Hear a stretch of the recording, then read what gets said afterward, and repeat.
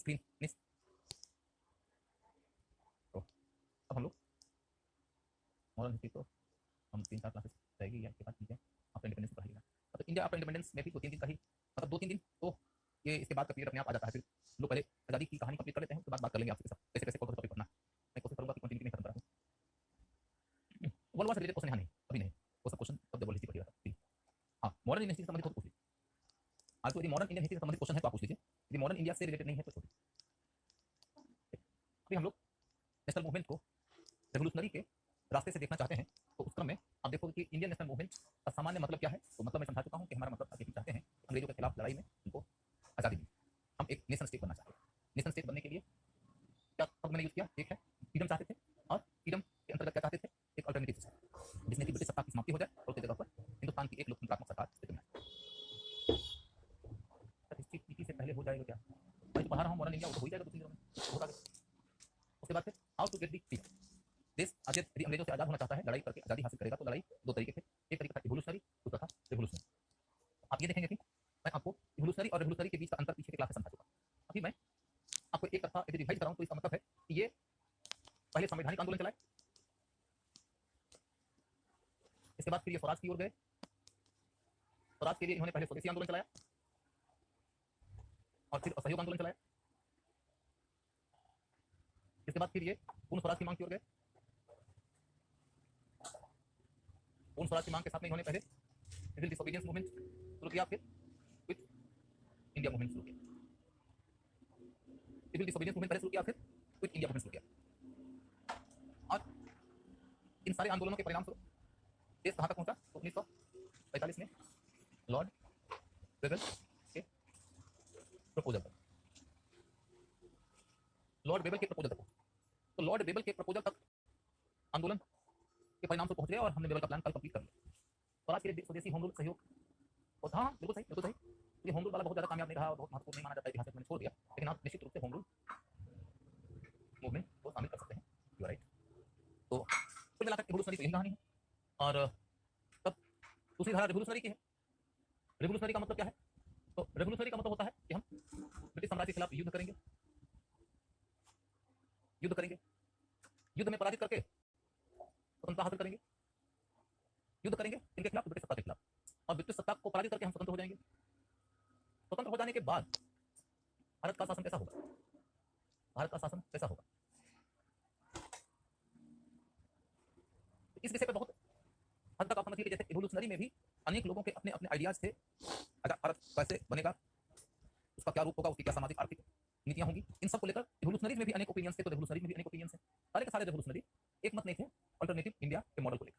लेकिन हाँ, ये सब कॉमन रूप से रिवोल्यूशनरी इसलिए कहे जाते हैं क्योंकि इनकी मान्यता ये थी कि भारत को आजादी चाहिए तो अंग्रेजों से युद्ध करना पड़ेगा। उन्हें ये लगता था कि ये जो स्वदेशी आंदोलन है, ये जो असहयोग आंदोलन है, ये जो सविनय अवज्ञा आंदोलन है, ये जो अहिंसात्मक आंदोलन है, गांधीवादी आंदोलन है, कांग्रेस के माध्यम से चलने वाला आंदोलन है, इस आंदोलन में इतनी क्षमता नहीं है कि इसके रास्ते देश आजाद हो जाए। तो अल्टरनेटिव रास्ता है कि हमको अंग्रेजों को भारत से बाहर निकालना है, तो we should fight against them and we should defeat them in the battlefield. अब बैटलफील्ड में उनको कैसे हराओगे, तो इसके लिए इनका कहना था कि हम अपना संगठन बनाएंगे, अपना संगठन बनाएंगे। आप बैटलफील्ड को कैसे हराएंगे, how will you defeat them, आप उनको कैसे हराएंगे। इसके लिए इनका कहना है कि अपना संगठन बनाएंगे, लोगों को जोड़ेंगे, लोगों को जोड़ेंगे, फिर ये क्रांति का प्रशिक्षण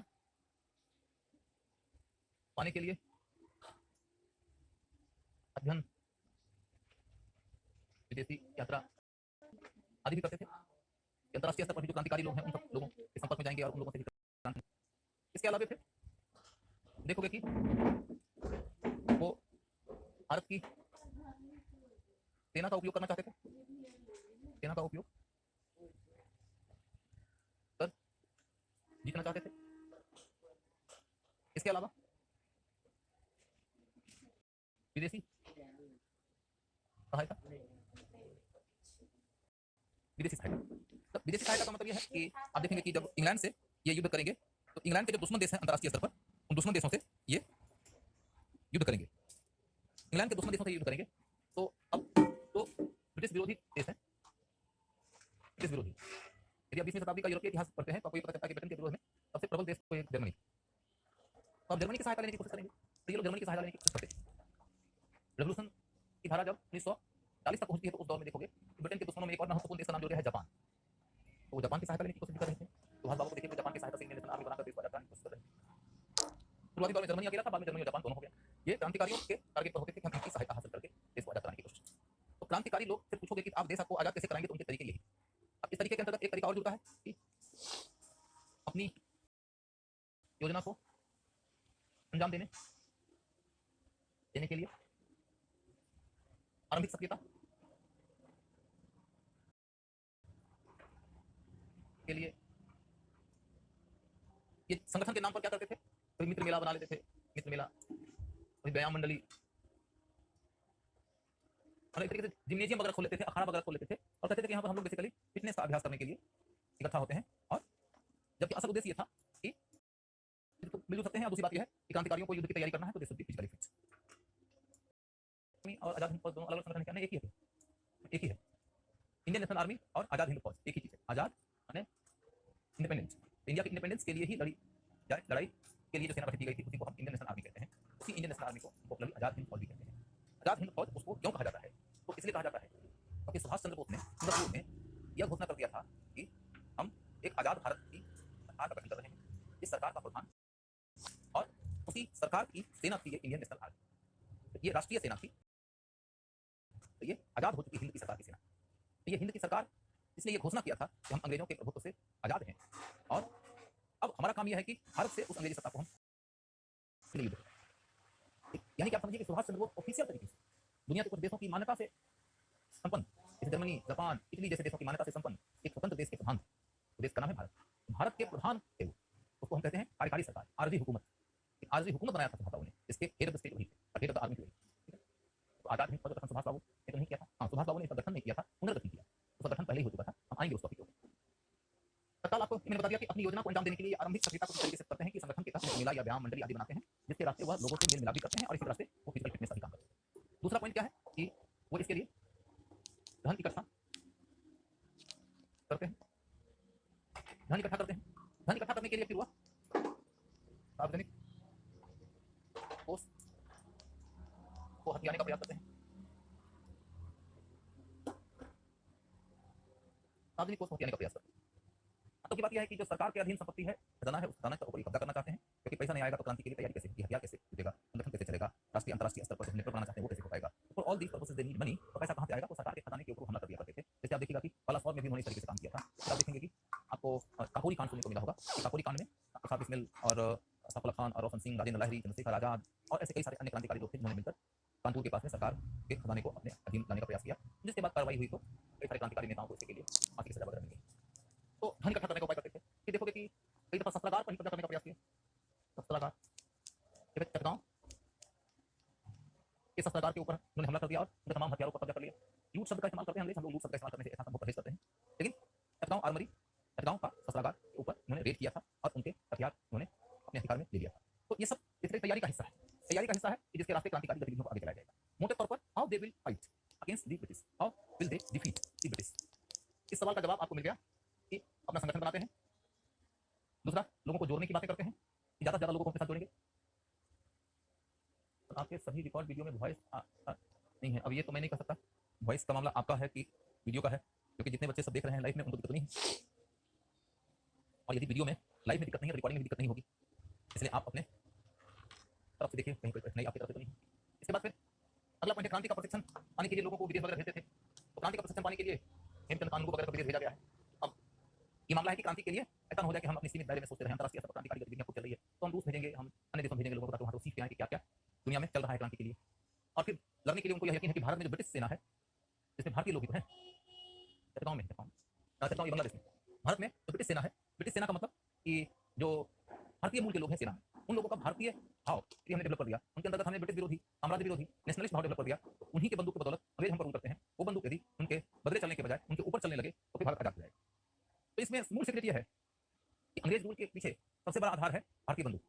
भारतीय बंदूक उनके लिए चलने के बजाय उनके ऊपर यदि तान दी जाए तो खत्म हो सकती है। अतः वो इसी एक जगह पर सबसे ज्यादा कोशिश करते थे और ऊपर से वो मानते करते थे कि भारत की आजादी में अंतर्राष्ट्रीय राजनीति की भूमिका होगी और और इंग्लैंड के विरोधी दुश्मन देश जो है वो हमारे दोस्त हो सकते हैं, दुश्मन का दुश्मन दोस्त होता है, इस स्ट्रेटजी के तहत काम करता है। और बाकी धन इकट्ठा वगैरह करने के लिए क्या क्या करते हैं मैंने आपको बता दिया ऑलरेडी। मैं समझता हूँ कि आपके सामने में ये वाली बात क्लियर हो गई। इस सिस्टम के तहत जब हम पढ़ते हैं सीपीटी के माध्यम से, तो सिस्टम में दोबारा लौट कर आने का स्पेस नहीं होता है। जैसे मैं इसे हटाऊंगा वैसे ये मिट जाएगा। इसलिए आपने यदि लिख लिया मेरे साथ में तो बहुत अच्छा, और आपको आगे जाकर लिख लेना है। यदि नहीं लिखा है तो मैं यहाँ से सीन से हटाऊँ, आप इसका एक स्नैप ले लीजिए ताकि आपके लिए काम का हो जाएगा। अब मैं इसे हटा देता हूँ। तो अब यहाँ पर देखो तो आपको इसमें कुछ नई बात नहीं मिलने को है, रिविजनल काम ही होगा। पीछे मैं बता चुका हूँ, उसी को देखो तो यहाँ पर कहानी है कि रेवोल्यूशनरी मीन्स मेथड क्या। रेवोल्यूशनरी वो जो राष्ट्रवादी हमारे थे, क्रांतिकारी राष्ट्रवादी, उनके तरीके क्या थे। एक तो वही कि देश को आजाद कराना था, युद्ध करना पड़ेगा, युद्ध की तैयारी के लिए क्या करती है मैंने बता दिया ऑलरेडी। और दूसरा है पर्सनल परफॉर्मेंस। पर्सनल परफॉर्मेंस का मतलब ये है कि ओके स्क्रीनशॉट का परमिशन नहीं है, तो अभी मैं जो पढ़ा रहा हूँ उसका फोटो लेना चाहो ले सकते हो क्या? जो मैं पढ़ा रहा हूँ उसका स्क्रीनशॉट आप फोटो ले सकते हो कि नहीं? ये बैच कितने दिन और चलेगी ये तो मुझे नहीं मालूम, मैं सब सवाल का जवाब नहीं दे पाऊंगा, वो सब आप अपने ऑफिस पर पूछ सकते। मैं आपको ये बोल रहा हूँ कि पर्सनल परफॉर्मेंस का मतलब क्या है कि जब तक अंतिम लड़ाई आरंभ नहीं होती तब तक, जब तक अंतिम लड़ाई आरंभ नहीं होती तब तक, जब तक अंतिम लड़ाई आरंभ नहीं होती तब तक आजाद, तब तक प्रतिरोध और प्रतिशोध के माध्यम से राष्ट्रीय कर्म और लोक चेतना में शक्ति लाने का उपाय चलता रहेगा। उपाय चलता रहेगा।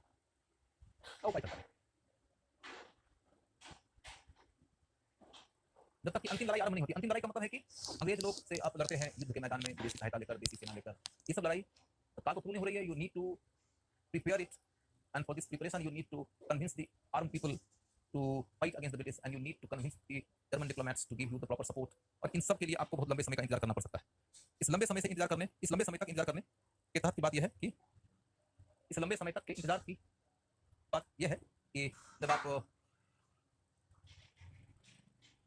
इस बीच में लड़ाई नहीं लड़ रहे हैं, तैयारी कर रहे हैं, तो तैयारी के दौर में भी आपको कुछ करते रहना। उसी के लिए बात आती है कि प्रतिरोध, प्रतिशोध, राष्ट्रीय कर्म, लोक चेतना में शक्ति, इसके कई उपाय चलेंगे। और इसके लिए क्या होता था? तो इसके लिए बदनाम अधिकारियों पर हमला होता है। बदनाम अधिकारियों पर हमला होता है। इसके लिए बदनाम अधिकारियों पर हमला होता है। जैसे कि आप देखोगे रैंड एवं आयस्ट पर हमला, रैंड एवं आयस्ट पर हमला, अफ्रीका बंधुओं ने इन्हें मारा था। या फिर देखोगे जैक्सन पर हमला, ये महाराष्ट्र में अभिनव भारत के क्रांतिकारी थे, अनंत कन्हारे, उन्होंने मारा था। वीर दामोदर सावरकर ने इसके लिए उनको बंदूक पर चलाया था। इसके बाद फिर देखोगे किंग्स फोर्ट के बंसी पर बम फेंक दिया था प्रफुल्ल चाकी और ये खुदीराम बोस ने। प्रफुल्ल चाकी और खुदीराम बोस ने किंग्स फोर्ट के क्रांतिकारी में मदनलाल धिंगरा जिन्होंने की एक अंग्रेज अधिकारी को गोली मार दिया। मदनलाल धिंगरा ने किसको गोली मार दिया मुझे बता पाएगा? मदनलाल धिंगरा ने किसको गोली मारा था?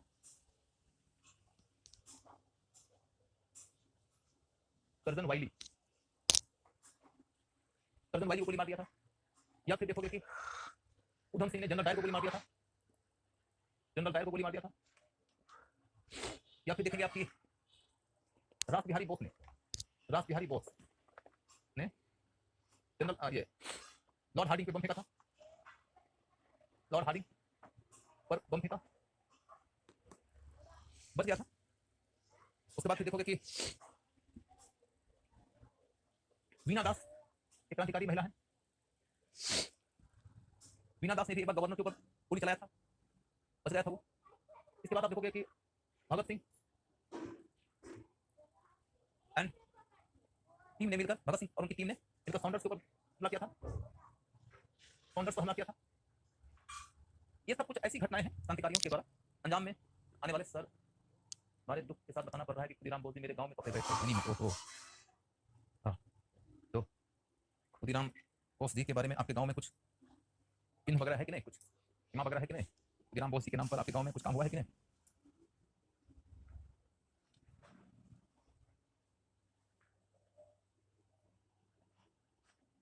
तो अब आपको ये देखना होगा कि इतने सारे बदनाम अधिकारियों के ऊपर अटैक किया जाना, कुछ लोग उसमें मरे, कुछ लोग उसमें बच गए। तो मैं इसका मीनिंग समझाने की कोशिश कर रहा हूं आपको कि आप देखोगे कि इसको पर्सनल परफॉर्मेंस का नाम दिया गया। ये नाम दिया गया है बिपिन चंद्रा की ओर से। एक स्टेचू है और रेलवे स्टेशन पर का नाम उनके नाम रखा गया। गुड। उस स्टेचू की इज्जत होती होगी। तो मैं आपको ये कह रहा हूं कि आपको यह ध्यान रखना है कि पर्सनल परफॉर्मेंस का मतलब तत्काल यहाँ पर बस इतना पड़ता है कि देश की आजादी के लिए ये घटनाएं डायरेक्ट रूप से योगदान करेंगी का ख्याल क्रांतिकारी लीडर्स के मन में नहीं था। उनके मन में ये ख्याल था कि देश की आजादी की लड़ाई को हमें युद्ध के माध्यम से ही लड़ना है, इसकी तैयारी करना उन्होंने शुरू कर दिया था। लेकिन इस बीच उन्हें यह ख्याल था कि हम निष्क्रिय नहीं बैठेंगे, बल्कि हमें बदनाम अधिकारियों को यह मैसेज देने की जरूरत है कि वो बहुत निरसंसता और कठोरतापूर्वक भारतीय लोगों को यदि ट्रीट करेंगे तो उनके खिलाफ कार्रवाई हो। जब मैं बोल रहा हूं बदनाम अधिकारी जब मैं बोल रहा हूं बदनाम अधिकारी तो इसका मतलब क्या है? बदनाम अधिकारी बोलने का मतलब यह है कि वैसे तो पूरी की पूरी ब्रिटिश सत्ता ही साम्राज्यवादी है और शोषणात्मक है, भेदभावकारी है, दमनात्मक है, लेकिन उसी सत्ता के अधीन कुछ अधिकारी ऐसे हैं जो बहुत निरसंस तरीके से व्यवहार करते हैं, बहुत कठोर तरीके से व्यवहार करते हैं, बहुत अधिक दमनकारी व्यवहार करते हैं। इस बहुत ज्यादा दमनकारी, बहुत ज्यादा कठोर, बहुत ज्यादा निरसंस सरकार के अधिकारी के ऊपर उन्होंने अपना टारगेट बना के रखा। ये जितने अधिकारी हैं उन सबका नाम किसी किसी बहुत निरसंस व्यवहार के साथ जुड़ा हुआ है। जैसे देखो कि रैंड है, रैंड कमिश्नर हुआ करता था, प्लेग कमिश्नर।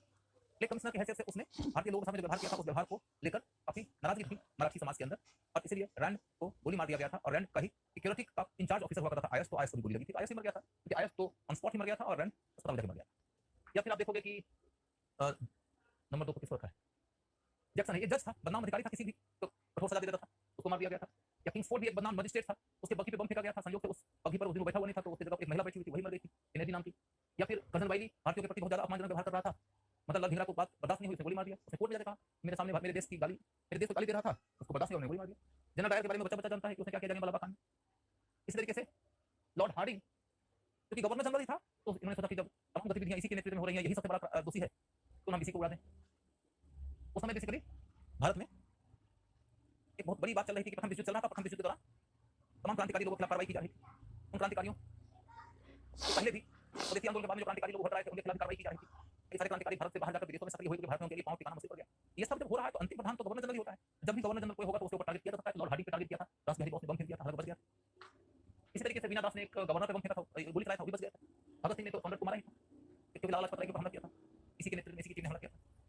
इस तरीके से क्या प्रयास है, प्रतिरोध करेंगे इस तरह से कि यदि हम आप पर अटैक करेंगे तो you will feel the fear, you will feel the cringe कि आप लोग का इस तरह का व्यवहार बर्दाश्त नहीं किया जाएगा भारतीयों की ओर से। भारतीय लोग इसका जवाब इस तरीके से भी दे सकते हैं कि वो हमको अटैक कर दें, भारतीय लोग हमको अटैक कर दें, इस तरह का जवाब भी हो सकता है।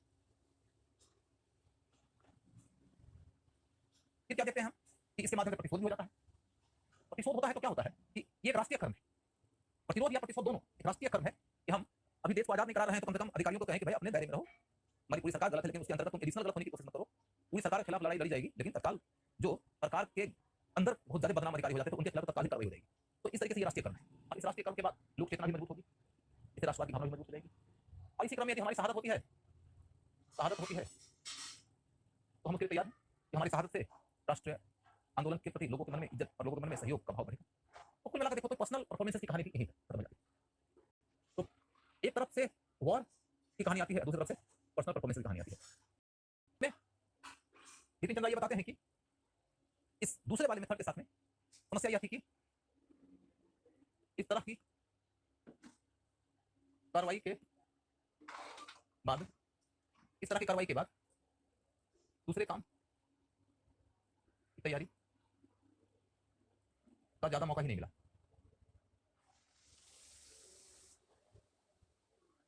मौका ही नहीं मिला। इस तरह की कार्रवाई के बाद में क्या हुआ कि फिर ज्यादा मौका नहीं मिला दूसरी तरह की कार्रवाई के लिए।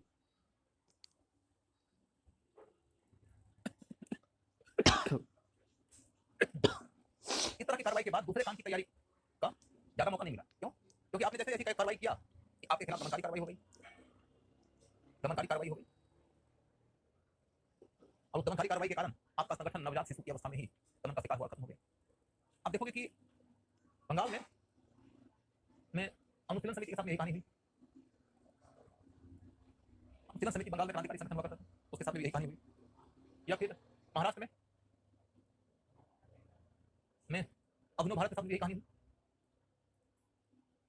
महाराष्ट्र में अभिनव भारत के साथ भी यही कहानी हुई, उनका भी दमन हो गया। लक्ष्मणानंद कन्हारे ने जैक्सन को मारा, उनकी गिरफ्तारी होती है, उनको तो फांसी हो ही जाती है। उसके बाद में इसके अंदर सपोर्ट करने के नाम पर गणेश दामोदर सावरकर और विनायक दामोदर सावरकर दोनों को गिरफ्तार कर लिया गया, दोनों को जेल में डाल दिया गया।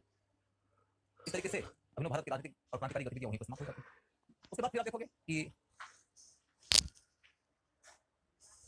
आप हिंदुस्तान रिपब्लिकन एसोसिएशन पर गौर करते हो। हिंदुस्तान रिपब्लिकन एसोसिएशन के नेता हुआ करते थे राम प्रसाद बिस्मिल जी। राम प्रसाद बिस्मिल जी का अभिनव भारत क्या कहते हैं, जो हिंदुस्तान रिपब्लिकन एसोसिएशन था, उसके साथ में क्या कहानी हुई? उसके साथ में कहानी ये हुई कि जब उन्होंने काकोरी में सरकार के खजाने पर कब्जा करने का प्रयास किया तो उसके बाद कार्रवाई होती है। कार्रवाई होने के बाद में उनका संगठन तत्काल खत्म हो गया। उसके बाद उसी संगठन को थोड़ा सा संशोधित स्वरूप में नए आइडियोलॉजिकल अटैचमेंट के साथ में हिंदुस्तान सोशलिस्ट रिपब्लिकन एसोसिएशन के नाम से भगत सिंह और उनके साथियों ने गठित किया, जिसके अध्यक्ष चंद्रशेखर आजाद हुआ करते थे। तो इन्होंने भी जब सॉन्डर्स मर्डर किया उसके बाद में इनके दल की जो भी शक्ति थी उसको ब्रिटिश सरकार ने चल दिया। भगत सिंह और बटुकेश्वर दत्त पहले असेंबली में बम फेंकने के बाद गिरफ्तार हो गए थे, उन्होंने अपनी गिरफ्तारी खो दिया था। बाकी जितने क्रांतिकारी लोग थे उन सबको सॉन्डर्स मर्डर केस में गिरफ्तार किया गया।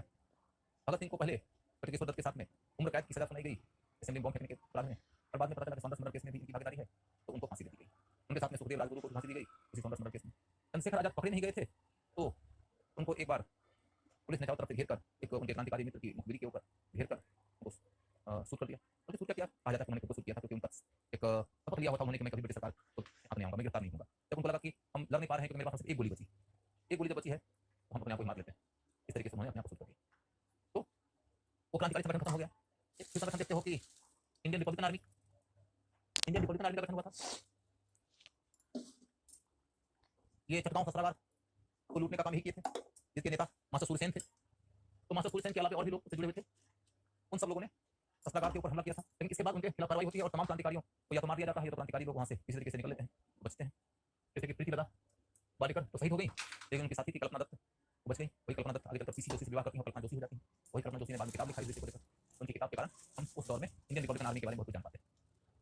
फाइनली हमारे सामने एक कहानी स्पष्ट होती है कि हम ये जान गए कि आखिर रिवोल्यूशनरी लोग जो थे कौन से तरीके के माध्यम से देश की आजादी की लड़ाई में अपना योगदान कर रहे थे या करना चाहते थे। एक वॉर और एक पर्सनल परफॉर्मेंस। पर्सनल परफॉर्मेंसेस की कार्रवाई उनकी ऐसी कार्रवाई थी जिसके पीछे इस सोच को मैंने बता दिया, लेकिन सीमा यह है कि उस तरह की कार्रवाई उन्हें नहीं करना चाहिए था, क्योंकि इस तरह की छोटी छोटी कामयाबियों के बल पर देश आजाद नहीं हो सकता था और देश की आजादी के लिए जो उन्हें दीर्घकालीन तैयारी करने की जरूरत थी उस तैयारी के लिए उनको मौका नहीं मिला। यदि उनको मौका नहीं मिला तो अंततः उनका मूल पर्पस ही तो डिफीटेड हो गया।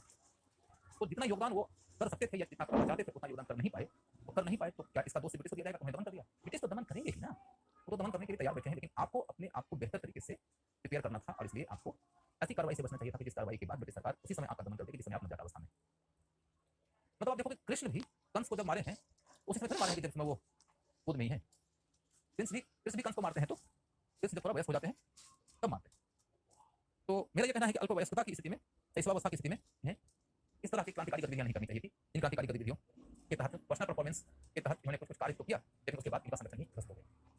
It was strategically wrong decision.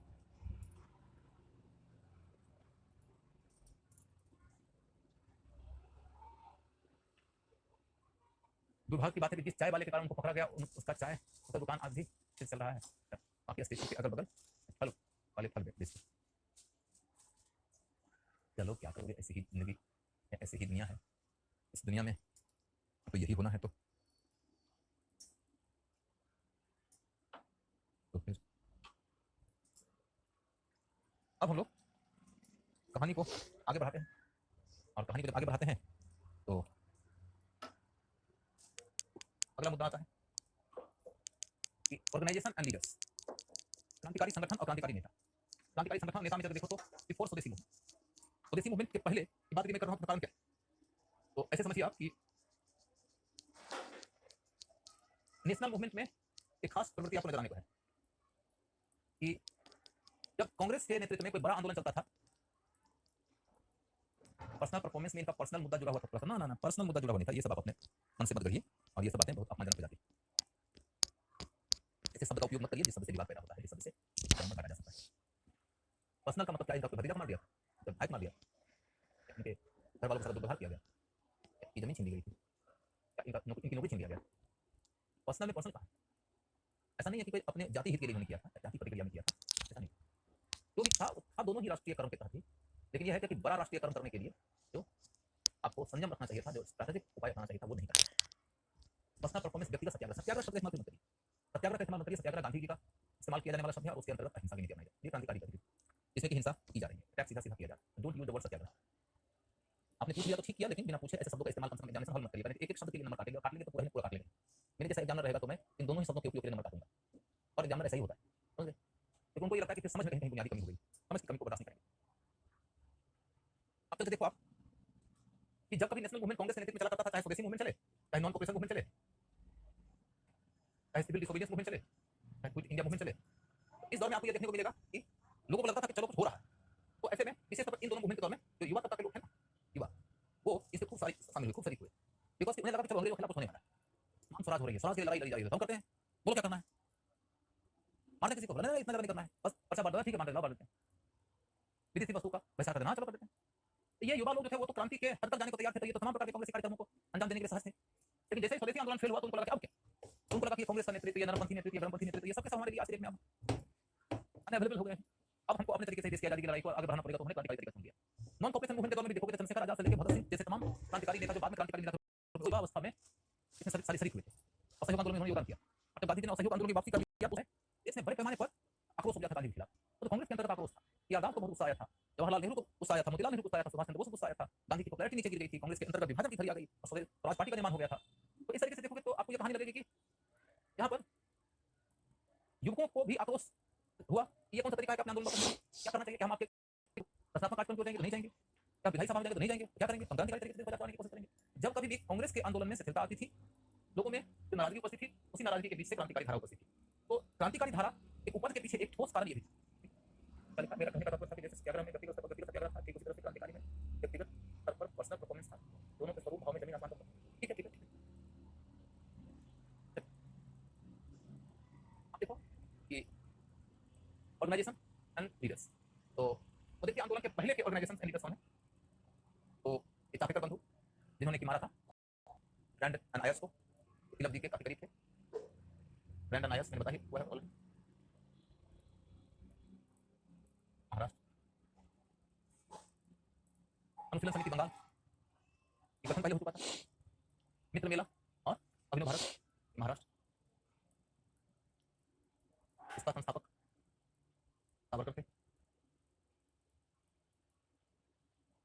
अब आपको ये दिखाई देगा कि पोस्ट स्वदेशी मूवमेंट, जैसे ही स्वदेशी आंदोलन की वापसी होती है या स्वदेशी आंदोलन ठप होता है, वैसे ही युवकों का राष्ट्रवादी आक्रोश स्फोट का रूप धारण करेगा और उसके बाद में क्रांतिकारी सक्रियता तेज रहेगी। अब इसी क्रांतिकारी सक्रियता के तहत क्या देख रहे हैं कि अनुशीलन समिति ने क्या किया? देखोगे तो अनुशीलन समिति की दो शाखाएं हो जाती हैं।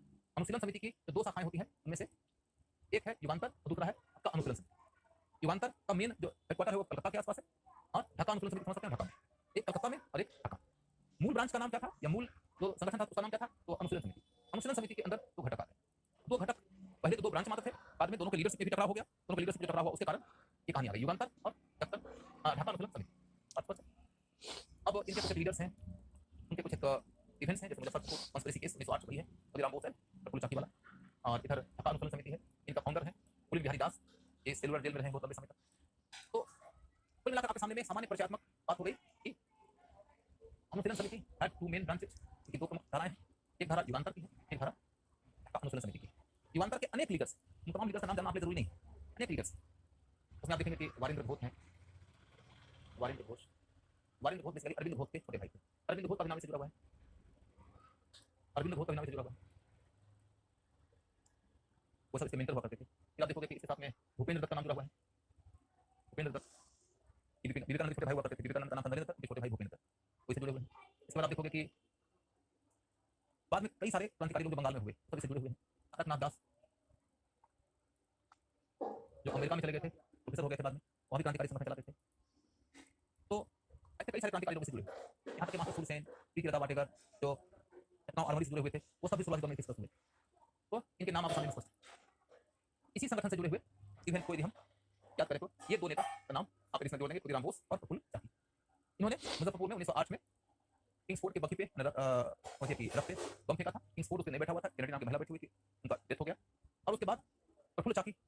शूट कर लिया, उनका तो डेथ हो गया। और उसके बाद में खुदीराम बोस गिरफ्तार किए गए। खुदीराम बोस की गिरफ्तारी के बाद क्या हुआ, ये देखिए खुदीराम बोस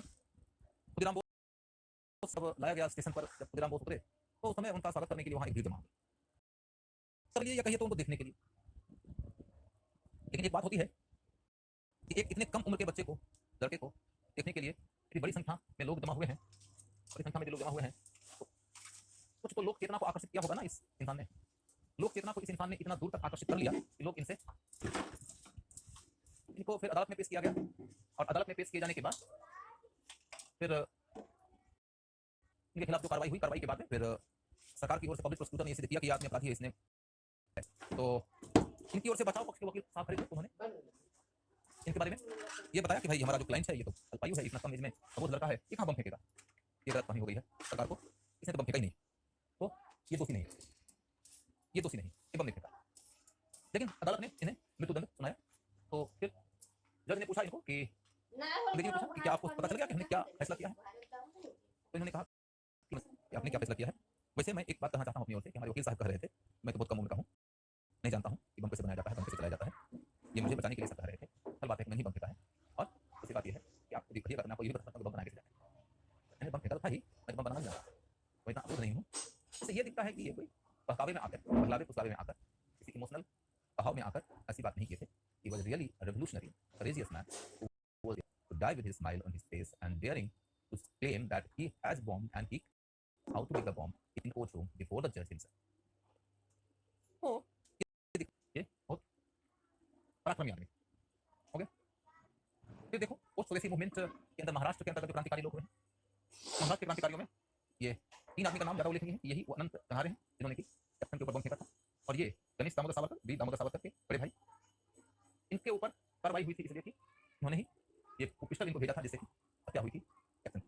इनको तो मृत्युदंड दिया ही गया, पर इन दोनों को गिरफ्तार किया गया और सेलुलर जेल भेजा गया। सेलुलर जेल में जाने के बाद फिर वीर दामोदर सावरकर को जो प्रताड़ना सहनी पड़ी, उस प्रताड़ना के बीच में भी आपको यह दिखाई देगा कि दामोदर सावरकर जो है क्रिएटिव काम करते रहते हैं। क्रिएटिव काम करने के अलावा फिर वहाँ पर जेल के जो कैदी लोग हैं, उन कैदियों को वो कुछ सिखाते भी हैं। लोग कहते हैं हिंदी सिखाते रहे थे, फिर उनको वो ब्रिटिश साम्राज्य के खिलाफ विरोध का भाव सिखाते हैं। और जेल के कैदी लोग भी इनकी बड़ी इज्जत करते थे, क्योंकि बहुत सारे लोग तो वहाँ पर वही लोग थे कि जो राष्ट्रवादी थे, राष्ट्रवादी लोगों को ही वहाँ भेजा गया था। अब इस समय देखिएगा यहीं पर बारिंद्र घोष भी थे, यहीं पर हम देखेंगे कि पुलिंदास बिहारी भी थे, सभी से मिले वहाँ पर। तो वहाँ पर बहुत ही कठोर जिंदगी थी। और इस कठोर जिंदगी के बीच में अंततः सावरकर को एक बात समझ में आती है कि सेलुलर जेल में जिंदगी खर्च कर देना ठीक नहीं है। तो सेलुलर जेल में जिंदगी खर्च कर देने से ज़्यादा बढ़िया है कि सरकार के सामने हम अब मानसिक रूप से, वैचारिक रूप से समर्पण कर दें। सरकार ने हमको पहले गिरफ्तार किया था और हम गिरफ्तारी से बचने के लिए तमाम उपाय करते हैं, लेकिन अब हम गिरफ्तार हो गए हैं, शरीर हमारा उनके अंदर है, लेकिन फिर भी सरकार को लगता है कि मन से हम क्रांतिकारी हैं। लेकिन हम अब मन से मनसा वाचा कर्मणा, हमें अब क्रांति से दूर हो जाना चाहिए। और उन्होंने मनसा वाचा कर्मणा क्रांति से दूर होने का निर्णय लिया और सरकार के सामने इस बात को एक्सेप्ट किया और सरकार से माफी की मांग किया और दया याचना, क्षमा याचना किया। इसके बाद सरकार ने उनको बदला, कई बार याचना पत्र भेजा, लेकिन अंततः सरकार ने याचना पत्र को एक्सेप्ट कर लिया और यह जेल से रिहा हो। जेल से रिहा होने के बाद फिर क्या किया उसकी चर्चा बाद में करते हैं। लेकिन जेल में जब वो थे तब वो क्या कर रहे थे, पहले इसकी चर्चा करिए। सॉरी, माफ करिए, जेल जब वो नहीं गए थे तब की चर्चा करिए कि अभिनव भारत बनाया। अभिनव भारत, तो ये जो अभिनव भारत है वो न्यू इंडिया है, तरह से न्यू इंडिया। अभिनव क्या होता है, नया, न्यू इंडिया। यहाँ पर देखोगे कि ये मॉडर्नाइजेशन ऑफ सोसाइटी पर बल दे रहे हैं, मॉडर्नाइजेशन ऑफ सोसाइटी पर बल देते थे। ये धर्म के नाम पर जो जाति व्यवस्था चलाई जा रही थी, जो लैंगिक व्यवस्था चलाई जा रही थी, जो तमाम प्रकार की रूढ़िवादियां फॉलो की जाती थी, उनके बहुत ही मुखर विरोधी थे। ये बहुत ही स्कॉलरली आदमी थे, हिंदू धर्म और संस्कृति का बहुत गहरा ज्ञान था और इस आधार पर इन्होंने भारतीय समाज को मानवीय आधार पर, समानता के आधार पर गढ़े जाने का विचार रखा। और इसके लिए उन्होंने क्रांतिकारी दौर में भी उपाय किया और क्रांतिकारी जब नहीं रहे तो भी उन्होंने अछूत उद्धार के लिए, पतितोद्धार के लिए कई सारा कार्य चलाया। इसके बाद फिर दूसरा पॉइंट है कि वो यंग इटली का अनुवाद किए थे। यंग इटली का अनुवाद किए थे। यंग इटली का अनुवाद किए थे। यंग इटली एक इटालियन राष्ट्रवादी लीडर हुआ करते थे, उनका नाम था, 3 आदमी का बड़ा योगदान माना जाता है इटली के एकीकरण में। एक का नाम था गैरिबाल्डी, एक का नाम था काबूल और एक का नाम था मैजिनी। सबसे पॉपुलर लीडर, सबसे सीनियर लीडर, सबसे पहले का लीडर मैजिनी ही था। इसी मैजिनी ने यंग इटली नाम की संस्था बनाया था इसका कहना था कि इटली के यंग लोग ही इटली के राष्ट्रीय एकीकरण के लिए संघर्ष में योगदान करेंगे तो इटली एक होगा। इस तरीके से यंग इटली ने जो प्रेरणा इटली के लोगों को दिया, उसके अलावा उसने दुनिया के अन्य देशों को भी प्रेरित किया। अन्य देशों में भी राष्ट्रीय आंदोलन चला, तो युवकों के माध्यम से राष्ट्रीय आंदोलन को चलाने की कोशिश कर दिया। महात्मा गांधी ने भी यंग इंडिया नामक अखबार निकाला। चंद्रशेखर आजाद, भगत सिंह ने भी नौजवान भारत सभा का गठन किया। नौजवान भारत सभा का यदि मैनिफेस्टो पढ़िएगा तो उन्होंने यंग इटली का नाम भी लिया है और बताया है कि किस तरीके से दुनिया के कई देशों में युवकों ने क्रांतिकारी भूमिका में महत्वपूर्ण योगदान किया है। तो हम भी कर सकते हैं। इसकी शुरुआत कैसे, मैजनी वाले का नाम तो है, लेकिन काबुल का नाम है नहीं, कोई बात नहीं, काबुल ही कामयाब निकल गई। सबसे ज्यादा कामयाब निकली काबुल ही। कहते हैं कि ये सब चाहते थे कि इटली एक हो जाए, ये जानता था कि इटली एक होगा कैसे। कहते हैं कि मैजनी इटली के एकीकरण की आत्मा था और ये उसका हाथ था, ये उसका दिमाग।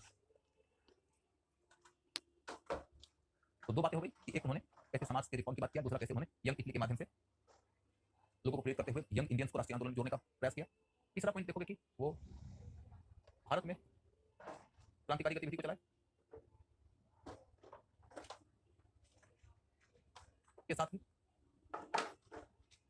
इंग्लैंड में इंडिया हाउस में रेवोल्यूशनरी एक्टिविटीज को खूब आगे बढ़ाए।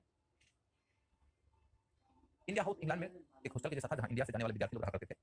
उस हॉस्टल को चलाते थे श्यामजी कृष्ण वर्मा, और वहां पर रहने वाले विद्यार्थियों के बीच से क्रांतिकारी गतिविधियां खूब विकसित हुई थी। तो वह भारतीय इतिहास का एक अध्याय हो जाता है। अब उस इंडिया हाउस के अंदर ही रहते थे वीर दामोदर सावरकर, और उस समय के लिए वह इंडिया हाउस के सबसे बड़े लीडर हो गए थे। उसी दौरान इन्होंने न सिर्फ भारत की आजादी के लिए वहां रहते हुए अपनी सत्यता दिखाया, बल्कि मदन लाल धिंगरा इन्हीं को अपना आदर्श मानते थे और इन्हीं से इंस्पायर थे। इसके बाद उन्होंने करधन बैरी को गोली मार दी। इसके बाद तब इनकी गिरफ्तारी होती है और ये सिल्वर जेल लाए जाते हैं। और सिल्वर जेल में इन्होंने जो पीड़ा सहना है वो सहा, और बाकी राष्ट्रवादियों को जिस प्रकार का प्रशिक्षण वगैरह देना है वो दिया, तो साहित्य की रचना भी किया। ये सब कुछ उन्होंने किया उसी तरह। चौथी बात हो गई। पांचवी बात यह है कि फिर इन्होंने दया याचिका दी, और इस तरीके से इन्होंने ये एक्सेप्ट कर लिया